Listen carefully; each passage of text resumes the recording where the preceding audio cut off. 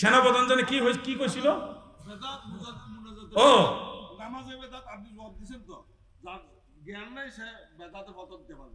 এটা জবাব হিকমত হয়ে গেছে। তারপর আপনার পক্ষ থেকে 2-3 বার কথাটা উচ্চারণ হয়েছে, আমি তারপর এটা বলি। বাংলাদেশের গর্বিত সন্তান যারা, বাংলাদেশের স্বাধীনতার সার্বভৌম যে একটা ক্ষমতা, এটা যারা রক্ষা করে, তারা হলো বাংলাদেশ সেনাবাহিনী। এদের দায়িত্ব হলো বাংলাদেশটাকে নিরাপত্তা দেওয়া। তারা আমাদের সন্তান, তারা আমাদের ভাই, তারা আমাদের পরিবারের লোক। অনেক পরিশ্রম করে দেশের জন্য তাদের ভালো দিকগুলি অবশ্যই আমরা আলোচনা করি এবং করব, স্বীকার করি। কিন্তু সেনাপ্রধান যিনি ওয়াকারুজ্জামান সাহেব, উনি যে কথাটা বলছে বিদাত কোনটা আর কোনটা বিদাত না, এটা তো আলেমরা বলবে। আলেমরা বলবে যে এটা বিদাত, এটা বিদাত না। সবচেয়ে আশ্চর্যজনক বিষয় হলো আমাদের ওয়াকারুজ্জামান সাহেব, তিনি বললেন নামাজে বিদাত, দুয়াতে বিদাত।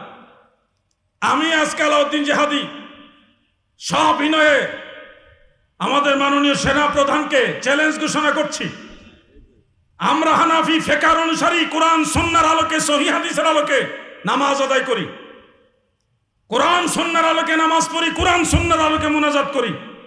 ওয়াকারুজ্জামান সাহেবকে আমি আহ্বান করছি, আপনি বসুন, আমরা আপনার সাথে বসবো। আমরা প্রমাণ করব আমাদের নামাজ বেদাত নয়, আমরা দোয়া করি এটা বেদাত নয়, এটা কোরআন এবং সহিহ হাদিসের মধ্যে আছে। আর আপনাকে প্রমাণ করতে হবে ওয়াকারুজ্জামান সাহেব নামাজে বিদাত।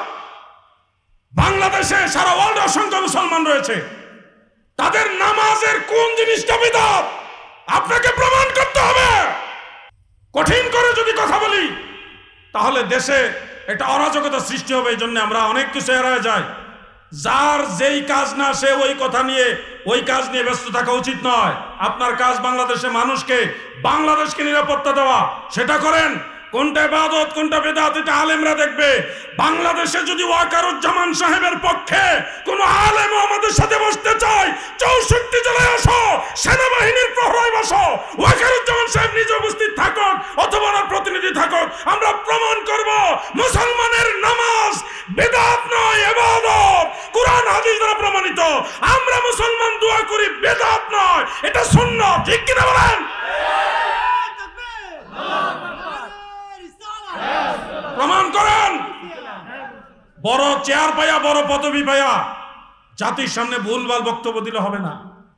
যার যেই কাজ না, সেই কাজ নিয়ে করবেন না। আমি আলাউদ্দিন জিহাদি মুর্শিদপুর দরবার শরীফ নিয়ে যখন একবার বাংলাদেশ সেনাবাহিনীর সাথে একটা কথা বলার একটা মিটিং হওয়ার সুযোগ হয়েছিল শেরপুরে, সেখানে গিয়ে দেখি সেনাবাহিনীর কয়েকজন বড় বড় অফিসার আসছেন। ঘাটাইলের জিওসি সাহেব উনি আসছেন, অত্যন্ত জেন্টলম্যান।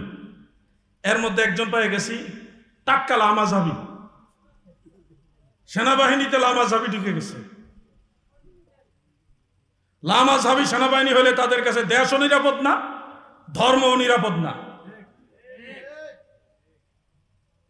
মনে রাখবেন এই কথাগুলো। এরা মূলত ইসলামের প্রতিনিধিত্ব করে না, লামাঝাবিদেরকে কন্ট্রোল করে ইয়াহুদ এবং নাসারারা। ওনারা বলতেছে মুর্শিদপুরের হুজুরকে সেজদা করা হয়, এই জন্যে মানুষ ক্ষিপ্ত হয়েছে। মুর্শিদপুর দরবারের প্রতিনিধিরা সেখানে ছিল, তারা জোর গলায় প্রতিবাদ করলেন, কোশ্চিন কালো না, আমরা কেউ হুজুরকে সেজদা করি না, আমরা সেজদার বিরোধিতা করি, সেজদার একমাত্র মালিক আল্লাহ। মুর্শিদপুরের লোকেরা বলতেছে আমরা সেজদা করি না, সেজদা করতে দেই না, সেজদার একমাত্র মালিক আল্লাহ। কোথায় ওই যে পায়ে যে কি করে, এগুলি করে কেন, মানে কদম বসি করে কেন, এটারা তারা ধরে নিছে সেজদা। ওনারা বললেন সেনাবাহিনীর পক্ষ থেকে একজন যিনি লামাঝাব, উনি বলতেছে এটা তো হিন্দুদের কালচার, কদম বসি করা হিন্দুদের কালচার। আমি তখন কথাটা টান দিয়ে বললাম কদম বসি করা হিন্দুদের কালচার না, এটা সাহাবীদের কালচার। 10 জন সাহাবী থেকে কদম বসির হাদিস আছে, একটার পর একটা হাদিস বলা শুরু করলাম, রেফারেন্স দিলাম। তাশকিল লেখা শুনলো, আমাদের নকশবন্দি সাহেব আমাদের সাথে ছিল, উনি ভালো অনেকক্ষণ কথা বলেছেন, সুন্দর কথা বলেছেন। তো এই জন্য বলছি, নামাজে বেদাত যে খুঁজে, মুনাজাতে যে বেদাত খুঁজে, এই লোক সঠিক মুসলমানও হইতে পারে। মুসলমান নামাজ পড়ে, সেই নামাজে সে বেদাত খুঁজে। চিন্তা করে, নামাজে বেদাত কোনটা? নামাজে সূরা পড়া বেদাত, না কেরাত পড়া বেদাত, না রুকু করা বেদাত, না সেজদা করা বেদাত, না তাহিয়াতু পড়া বেদাত, না দুরূদ শরীফ পড়া বেদাত, না সালাম দেওয়া বেদাত, না তাকবীরে তাহরিমা বেদাত, না সানা পাঠ করা বেদাত, হ্যাঁ আমিন বলা বেদাত, নাকি হাত বাঁধা বেদাত? কোনটা বেদাত? বেদাত কোনটা? নামাজে তো এগুলি করে মানুষ নাকি? ক্যাবলামুখী হয়ে নামাজ পড়া বেদাত, যায় নামাজে নামাজ পড়া বেদাত, ক্যাবলামুখী হয়ে নামাজ পড়া বেদাত। কোনটা বেদাত নামাজে? নামাজে বেদাত কোনটা?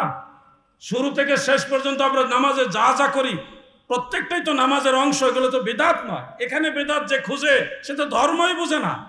আরে নামাজে বেদাত খুঁজে যাই লোকে, সে কি মুসলমান কিনা আমার তো সন্দেহ হয়।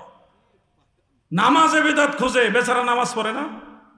যদি নামাজ পড়ে থাকে তাহলে তো তাই তো উনি উনি কোন জিনিসটা ইয়ে করছেন। এই জন্য বলছি, আমি এই কথাগুলো বলতে চাইছিলাম না, এড়াই যেতে চাইছিলাম। আপনাদের দুই একজনের দাবির কারণে এই কথাগুলো বললাম, বলতে হবে। আমরা চাই দেশটা ভালো চলুক, দেশটা সুশৃঙ্খলভাবে চলুক। ধর্মমন্ত্রী উনি বলুক না, ধর্মের কথা উনি বলুক। সেনাবাহিনীর প্রধান কেন বলতে হবে ধর্মের কথা? তাহলে উনি ধর্মমন্ত্রী হোক, কি ঠিক না? যার যেই কাজ সে ওই কাজ করুক, কেন একটা গ্যাঞ্জাম লাগে দেশটার ভিতরে? আল্লাহ তাদেরকে হেদায়েত দান করুক, আমিন বলেন। প্রশ্ন হলো, সিফিনের যুদ্ধটা যে হয়েছিল, এই যুদ্ধে কে সহি ছিলেন? হজরতে শের খোদা মাওলা আলী রাদিয়াল্লাহু আনহু সহি ছিলেন, নাকি হজরতে মুআবিয়া রাদিয়াল্লাহু আনহু সহি ছিলেন? এক কথায় উত্তর হলো, এই যুদ্ধের মধ্যে হকের উপরে ছিলেন শের খোদা মাওলা আলী রাদিয়াল্লাহু আনহু। তাহলে হজরত মুআবিয়া কি বাতিল ছিলেন, ভুলের উপর ছিলেন? এই প্রশ্ন আসে। মনে রাখবেন, ইজতিহাদের মধ্যে খাতা হয়, সিদ্ধান্তগতভাবে অনেক সময় ভুল হয়। এটাকে মৌলিক দৃষ্টিতে ইমানি বা ইসলামের দৃষ্টিতে ইমানের থেকে খারিজ হওয়ার মতো এরকম ভুল হিসেবে সাব্যস্ত করা হয় না। সিফিনের যুদ্ধটা কেন হয়েছিল এটাকে আপনাদের জানা আছে? সিফিনের যুদ্ধ কেন হয়েছে আলেমদের তো জানা আছে, আপনাদের অনেকে জানা নাই। কেন সিফিনের যুদ্ধ হয়েছিল এটা আপনাদের অনেকের জানা নাই। এটা একটু জানতে হবে, তাইলে বিষয়টা ক্লিয়ার হবে। হজরতে উসমান রাদিয়াল্লাহু আনহু নবীজির দুই মেয়ের জামাতা, যাকে জুন্নুরাইন বলা হয়, নবীজির দুই মেয়ের জামাতা। তিনি একদল বিদ্রোহী লোক, মিশরীয় এবং বিভিন্ন অঞ্চলের, তাদের কর্তৃক 40 দিন একটানা গৃহবন্দী ছিলেন। কতদিন? ওনাকে ঘরের ভিতরে বন্দী করে রাখছে, ঘর থেকে বের হতে দেয় নাই। 40 দিন হজরত উসমান রাদিয়াল্লাহু আনহু ঘরে বন্দী, এবং ওই ঘরের ভিতরে দিনের বেলা রোজা রাখেন, রাতের বেলা ইবাদত বন্দী করেন, আর চতুর্দিকে হলো লোকজন বাড়ি ঘেরাও করে রাখছে। 40 দিনের মাথায় হজরত উসমান রাদিয়াল্লাহু আনহু এখন আর ঘরে সাহারি খাওয়ার মতো কিছু নাই। পরের দিন যে রোজা রাখবে, সাহারি খাওয়ার মতো কিছু নাই। তো তিনি কি করলেন? ওই দিন রাত্রেবেলা ঘুমাইলেন। সাহারি খাবেন, একটু বিছানা শুইলেন, এর মধ্যে স্বপ্নে যুগে দেখে আল্লাহর হাবিব রাহমাতুল্লিল আলামিন হযরত উসমানের ঘরে হাজির। আল্লাহর নবী বলেন, উসমান রে, আমি রাহমাতুল্লিল আলামিন তোমার কাছে আসলাম, এই নাও জান্নাতি পানি, তোমাকে পান করাচ্ছি। স্বপ্নের ভিতরে নবীজি হযরত উসমানকে পানি পান করালেন। পান করায় বলতেছে, হে আমার উসমান, আমি রাসূলুল্লাহ তোমাকে সাহারি করায় গেলাম। ওসমান, তুমি রোজা রাখবে, আজকের এই রোজার ইফতারি তুমি আমি রাসূলুল্লাহর সাথে করবে। এ কথা বলে নবীজি স্বপ্ন থেকে চলে গেলেন। এমত অবস্থায় তিনি পরের দিন কোরআন শরীফ তেলাওয়াত করতেছেন, এর মাঝে দরজা গেট মিট ভাঙ্গা লোকজন ঢুইকা কোরআন তেলাওয়াতরত অবস্থায় ওনাকে শহীদ করে ফেলেছে।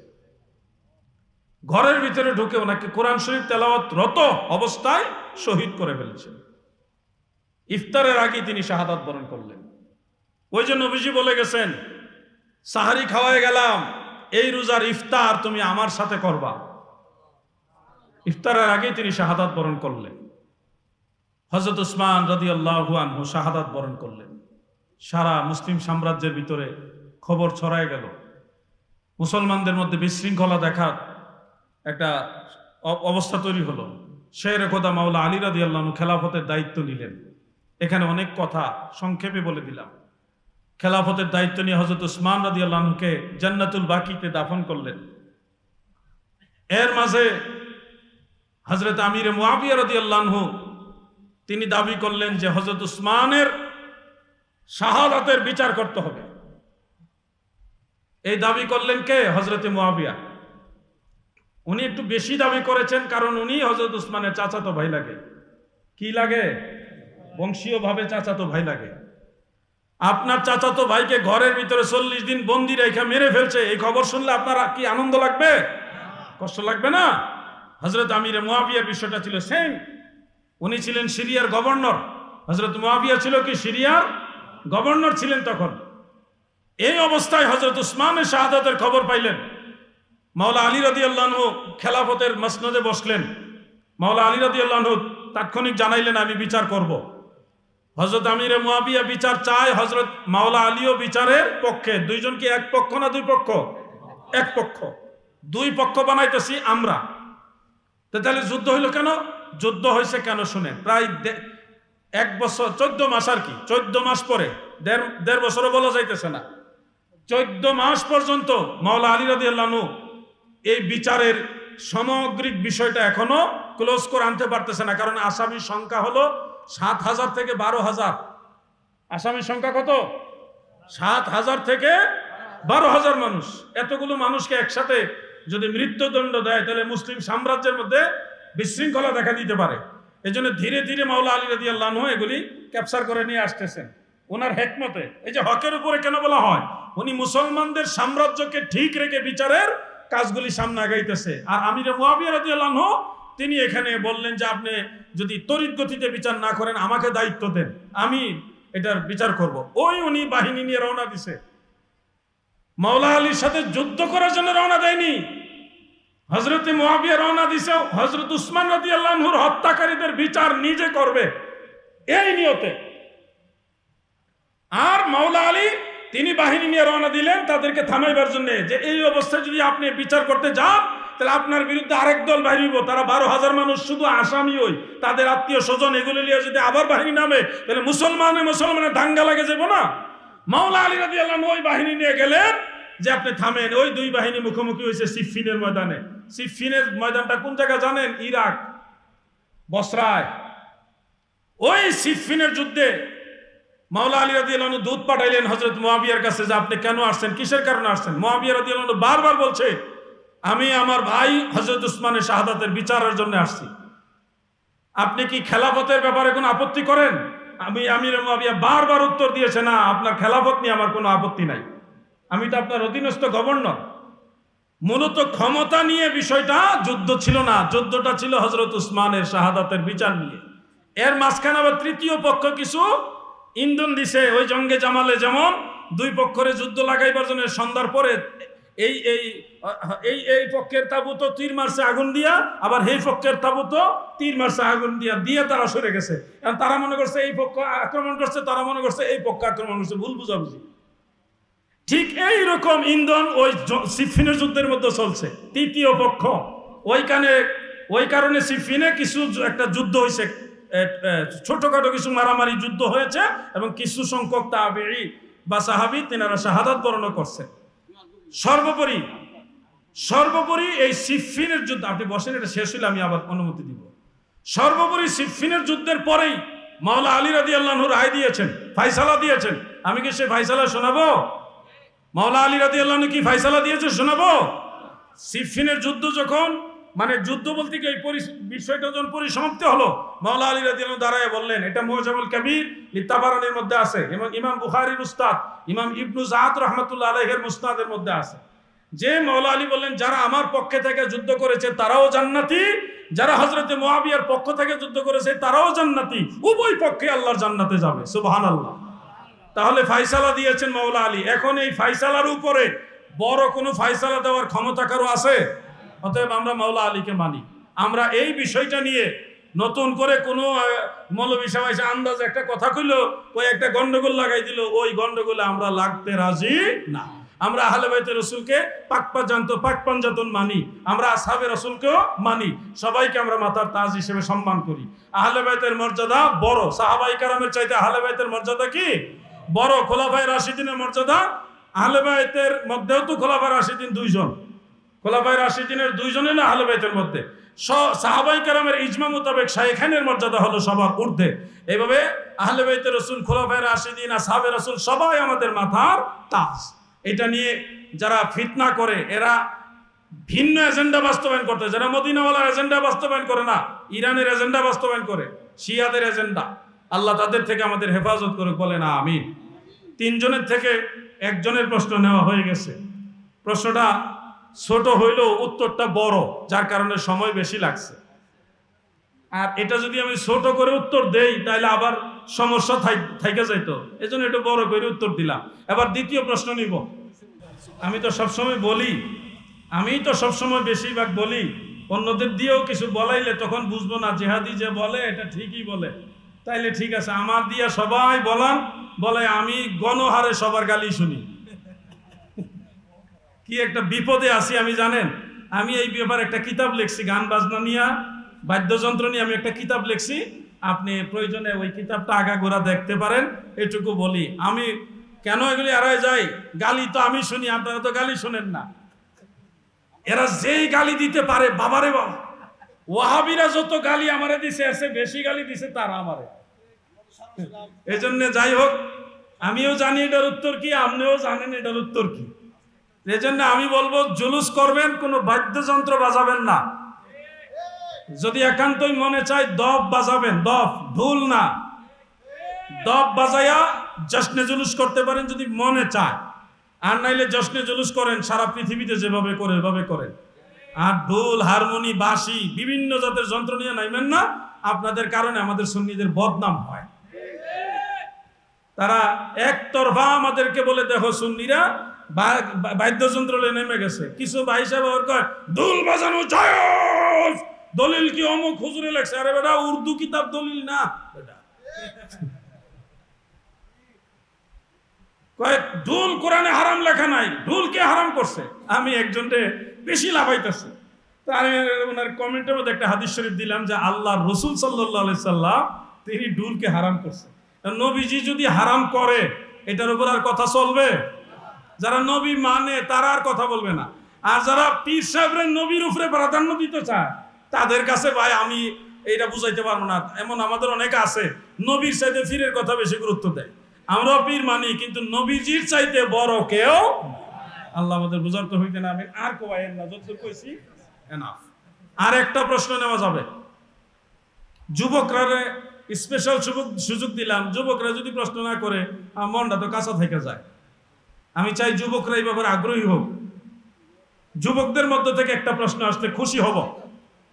ওয়ালাইকুম সালাম। ওখান থেকে বলেন, অসুবিধা নেই। আচ্ছা, নবীজির চাচা খাজা আবু তালেব সম্পর্কে আমার যুবক ভাইয়ের প্রশ্ন হলো, বিভিন্ন কিতাব থেকে খাজা আবু তালেব আমাদের দয়াল নবী রাসূল পাক সাল্লাল্লাহু আলাইহি ওয়াসাল্লামকে বিভিন্নভাবে সাহায্য করেছেন, সহযোগিতা করেছেন, মহব্বত করেছেন, এই ধরনের অনেক কথা পাওয়া যায়। তো তা সত্ত্বেও আমরা নবীজির চাচা আবু তালেবকে মুসলমান বলি না কেন, ইমানদার হিসেবে মানি না কেন, কাফের বলি কেন? এটা হলো আমার ওই যুবক ভাইয়ের প্রশ্ন। আসলে আবেগের যে একটা জায়গা, এই জায়গাটা এমন একটা জায়গা, ওখান থেকে যদি আমরা ডিসিশন নেই তাহলে ডিসিশনটা আসবে একরকম। আর যদি আবেগের সাথে বিবেক খাটাই, বিবেকটা আমাদের বিবেক না, আহলুস সুন্নাহ ওয়াল জামাতের আইম্মায়ে কেরামের উসুলের যে বিবেক, ওই বিবেক খাটাই, তাহলে সঠিক সমাধানটা আপনার কাছে আসবে। রাসূল করিম সাল্লাল্লাহু আলাইহি ওয়াসাল্লামকে খাজা আবু তালেব নিঃসন্দেহে অনেক সহযোগিতা করেছেন, যা অতুলনীয়। যার কারণে একেবারে সিহাসিত্তার কিতাবে, একাধিক কিতাবে আসে, সবচেয়ে কম যে আযাব এটা হবে খাজা আবু তালেবের বেলায়। ওনাকে জাস্ট একটা আগুনের জুতা পরায় দেওয়া হবে, বড় কোনো আযাব দেওয়া হবে না। মনে রাখবেন এই কথাগুলো। এখন উনি যে এত সহযোগিতা করলেন, নবীজিকে এত মহব্বত করলেন, এটা কি কোনোই মূল্যায়িত হবে না? নবীজিকে ভালোবেসেছেন, মহব্বত করেছেন, সাহায্য করেছেন, এটাকেই আল্লাহ মূল্যায়ন করেছেন যে ঈমান গ্রহণ করে নাই। আল্লাহ নিজে ফয়সালা দিয়েছেন যারা কুফরি অবস্থায় মারা যায় তাদেরকে আল্লাহ চির জাহান্নামী হিসেবে রাখবে। আল্লাহর সিদ্ধান্ত থাকা সত্ত্বেও শুধু রসুল পাক সাল্লাল্লাহু আলাইহি সাল্লামকে ভালোবাসছে বিদায়, সাহায্য করছে দেখা আল্লাহর কথা ঠিক রাইখা শুধু একটা জুতা পরাই দিব। মানে নবীজির মহব্বতটাকে আল্লাহ গুরুত্ব দিছে, নাইলে উনি তো কালেমা পড়েননি। ইন্তেকালের আগ মুহূর্ত পর্যন্ত নবীজি, সহিহ মুসলিমের মধ্যে আছে, বারবার বলছে চাচা আপনি শুধু একবার বলেন লা ইলাহা ইল্লাল্লাহ, আপনি একবার বলেন জবান দিয়া, আর বাকিটা আমি আল্লাহর কাছে বলবো। কিন্তু উনি ওটা ওইভাবে বলেন নাই, প্রকাশ্যে একবারও বলেন নাই। তো সর্বোপরি আহলুস সুন্নাহ ওয়াল জামাতের যারা ইমাম, শুধু একজন দুইজন ইমাম না, প্রায় সব ইমামরাই যারা আকায়েদের কিতাব লিখছেন, আকায়েদের কিতাবে বিষয়টা ক্লিয়ারলি উল্লেখ করেছেন। ইমাম আবু হানিফা রহমাতুল্লাহ আলাইহি সহ সবাই লিখেছেন যে তিনি ইমানের উপর ইন্তেকাল করেন নাই, এই জন্যে ওনাকে মুসলমান বলার কোনো সুযোগ নেই। তবে তিনি আযাব পেলেও ওনার আযাবটা হবে সবচেয়ে কম, সবচেয়ে কম। কেন কম হবে? ওই যে নবীজিকে ভালোবাসছে, সাহায্য করেছেন নবীর ইজ্জতের কারণে। একজন ব্যক্তি ঈমান আনে নাই, তারপরেও তার আযাব কমায় দেওয়া হয়েছে। এটা কিন্তু খামখেয়ালি বিষয় না। আল্লাহর ওয়াদা, যারা ঈমান গ্রহণ করবে না তারা খালিদিনা ফিহা আবাদা, জাহান্নামে আবাদুন আবাদ পর্যন্ত থাকবে, আযাব কমানো হবে না। কিন্তু আবু তালেবের বিষয়টা ভিন্ন। আল্লাহ তাআলা তিনার আযাবটা কমায় দিবেন এবং কখনো বলেন নাই যে তিনি চির জাহান্নামী হয়ে থাকবেন। একবারও বলেন নাই যে চির জাহান্নামী। এমনও তো হতে পারে, আল্লাহ তাআলাই ভালো জানেন, যে এটা কোনো এক সময় আল্লাহ তাআলার স্পেশাল রহমতের দ্বারা তিনাকে মাফ করে দিতেও পারেন, এটা আল্লাহু আলাম। কেন জাহান্নামী যারা, তাদের একটা দলকে আল্লাহ নিজে স্পেশালি পাওয়ার নিয়ে মাফ করবে। কোনো নবীর সুপারিশে না, কোনো রসুলের সুপারিশে না, কোনো অলিয়া উলিয়ার সুপারিশে না, কোনো আমলের বিনিময়ে না, তাদেরকে আল্লাহ ডাইরেক্ট সুপ্রিম পাওয়ারে মাফ করবে। ওয়াগফিরু লিমান ইয়াশা, ওইটার আওতাভুক্ত। যেমন রাষ্ট্রপতি, মহামান্য রাষ্ট্রপতি চাইলে ফাঁসির আসামিকেও মাফ করে দিতে পারে। ওই বিধানটা, এই আইনটা আসছে ওইখান থেকে। আল্লাহ তাআলা স্পেশাল পাওয়ারে কিছু মানুষকে জাহান্নাম থেকে মাফ করে দিবে এবং এই মানুষগুলি যখন জান্নাতে যাবে তাদেরকে জাহান্নামী বলে মানুষ নামকরণ করবে। যারা জাহান্নামী, এরা জাহান্নামী, মানে জাহান্নাম থেকে আইছে। তখন আল্লাহ তাদেরকে একটা পানির নহরের মধ্যে নামাবে। ওই পানির নহরের মধ্যে নেমে যখন গোসল করবে, ডুব দিবে, তখন তাদের শরীর থেকে জাহান্নামীদের সমস্ত আলামত চিহ্ন এগুলি গায়েব হয়ে যাবে। তখন আর তাদেরকে কেউ জাহান্নামী বলবে না। আল্লাহ তাআলা চাইলে তো ওই অবস্থার মধ্যে নিতে পারে, আল্লাহু আলাম। আহলুস সুন্নাহ ওয়াল জামাতের ইমামরা যে রায় দিয়েছেন, এই রায়ের বিরুদ্ধে যায়েন না। আবেগ দিয়ে সিদ্ধান্ত নিলে এটা ভুলও হইতে পারে, আবার সঠিকও হইতে পারে। কিন্তু আবেগের সাথে আহলুস সুন্নাহ ওয়াল জামাতের আইম্মায়ে কেরাম যে মূল নীতি অবলম্বন করেছেন, যেমন ধরেন খাজা আবু তালেব সম্পর্কে এমন অনেক ভালো ভালো কথা আছে যে কথাগুলি খুবই হৃদয়স্পর্শী, অনেক অন্তর ছুঁয়ে যায়, কিন্তু এই সনদের ভিতরে আবার অনেক সমস্যা আছে। এখন আমি আপনাদের এটা বুঝাইতে পারবো না। সনদে কি সমস্যা? বর্ণনাকারীদের মধ্যে কিছু ঝামেলা আছে। এই জন্য মুহাদ্দিসরা, ফকিরা, মুজতাহিদরা যখন একটা রায় দেয়, ওই রায়ের পিছনে অনেক কারণ থাকে যেগুলি সম্পর্কে আমরা ওয়াকিবহাল থাকি না। সর্বোপরি আমরা আহলুস সুন্নাহ ওয়াল জামাতের ইমামদের রায়ের উপরে থাকবো, এর বাইরে যাব না। তাহলে দল ছুট হয়ে যাবেন, আপনি নিজেই বেজালো করে যাবেন পরে। কথা বলছেন না, লাইনে থাকেন। আর ওটা তো নবীজির মহব্বতের কারণে আল্লাহ তাআলা স্পেশাল ওনাকে অনার করছেন, ওনাকে স্পেশালি সম্মান করছেন। এবং ওই যে আবু লাহাবের শাস্তির যে বিষয়টা, আবু লাহাব তো চির জাহান্নামী। আবু লাহাব কি চির জাহান্নামী? গত বছর এক কওমি আলেম চ্যালেঞ্জ করছিল যে আবু লাহাব যে প্রত্যেক সোমবারে আঙ্গুল দিয়ে চুইসা পানি খায় এবং আযাব হালকা করে, এটা দলিল হবে না। এটা কি দলিল হবে না? কারণ এটা মুরসাল, এটা মুরসাল এবং এটা একজন কাফেরের ব্যাপার। আর এটা স্বপ্নের হাদিস, স্বপ্ন দলিল হয় না। বিভিন্ন আপত্তি তুলেছিলেন। আমি তখন ওনাদের জবাব দিয়েছিলাম, এটা না, গত 2 বছর আগের ঘটনা। এটা আমি বলেছিলাম এটা স্বপ্ন হইল হাফেজ ইবনে হাজার আসকালানি, ইমাম বদরউদ্দিন আইনি, শিহাবউদ্দিন কাস্তালানি, আব্দুল বাকি জুরকানি সবাই বলেছে যেহেতু এটা রাসূল পাকের সাথে রিলেটেড, নবীজির সাথে সম্পৃক্ত, সেহেতু এটা হুজ্জত হবে, দলিল হবে। এটা নবীজির সাথে তাআল্লুক রাখে, এই জন্য এটা দলিল হবে। মুহাদ্দিসরা বলছে দলিল হবে। আর সোমবারে আযাব হালকা হয়। ওই যে নবীজির মিলাদ মুবারক, বেলাদাত মুবারকে তিনি খুশি হয়ে আঙ্গুল ইশারা করে সুয়াইবা নামক দাসীকে মুক্ত করে দিয়েছিলেন, এই আঙ্গুল ইশারা করে। এই আঙ্গুল ইশারাটা আল্লাহর কাছে এত পছন্দ হয়েছে, কাফের হওয়া সত্ত্বেও আবু লাহাবের আঙ্গুল দিয়ে পানি বের করে সেই পানি পান করে কবরের ভিতরে আযাব হালকা হয় আবু লাহাবের। কাফের হওয়া সত্ত্বেও নবীর মহব্বতে আল্লাহ তারে প্রত্যেক সোমবারে পানি পান করায়। কারে? যে চির জাহান্নামী আবু লাহাব। এই জন্যে খাজা আবু তালেবের ব্যাপারটা অনেক আলেম এসে আবেগে অনেক কথা বলবে, আবেগে গইলে যায় না, সমস্যা। আমাদের আল্লাহ আবেগও দিয়েছে, বিবেকও দিয়েছে, ব্যালেন্স করে চলতে হবে। আল্লাহর উপরে আমরা নিজেদেরকে সমর্পণ করে রাখি। আল্লাহ আমাদের সবাইকে বোঝার তৌফিক দান করুক, আমিন। নবীজির পিতা মাতা জান্নাতি এবং নবীজির দাদা আব্দুল মুত্তালিব উনিও জান্নাতি। ইব্রাহিম আলাইহিস সালামের বাবা মা ওনারা দুইজন জান্নাতি। আজর ইব্রাহিম নবীর বাবা নয়, উনি চাচা। ইব্রাহিম আলাইহিস সালামের বাবা মা যিনি জন্মদাতা পিতা মাতা ওনারা জান্নাতি। এই ব্যাপারে বইটা লিখছি। নবীজির পিতা মাতা জান্নাতি, ইব্রাহিম আলাইহিস সালামের পিতা মাতাও জান্নাতি। এটা নতুন বই, আমার লেখা, 150 টাকা হাদিয়া। আপনারা প্রয়োজন মনে করলে সংগ্রহ করে নিয়েন। আমি শুধু ওয়াজ নিয়ে বসে থাকি না, আমি লেখালেখি করি, কারণ আমি একদিন থাকবো না। ওয়াজ আমি আজীবন করতে পারবো না। কিন্তু আদনান, আচ্ছা আদনান তুমি এদিকে আসো স্টেজে।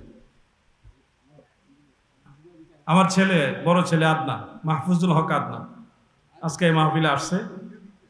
তো যাদের বই লাগবে আদনান আসে, ওখানে থাকবে, আপনারা সুযোগ করে আদনান থেকে সংগ্রহ করে নেন। এখানে একটাই তো বই ছিল, একটাই ছিল, ওই যে আদনান দিবে, বই দাও। নবীজির পিতা মাতা জান্নাতি, এই বইটা নিয়ে আসো শুধু। যারা লাগবে, আমার বড় ছেলে আজকে মাহফিলে আসছে, তো ইনশাল্লাহ দোয়া করবেন আপনারা খাস করে।